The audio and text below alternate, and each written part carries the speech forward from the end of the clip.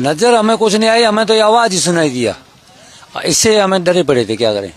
कल रात्रि में 9 बजे जैसे ब्लैकआउट हुआ उसके उपरांत पहले तो लगा कि कुछ फटाके फूट रहे ऐसा कुछ है, फिर लगा कि हाँ कुछ एक विमान एक ड्रोन आया, फिर दूसरा ड्रोन आया, जैसे सुदर्शन जो है अपना, उससे आपस में टकरा के उसको उड़ाया गया। तो फिर जाके विश्वास हुआ कि हाँ पाकिस्तान हमला किया।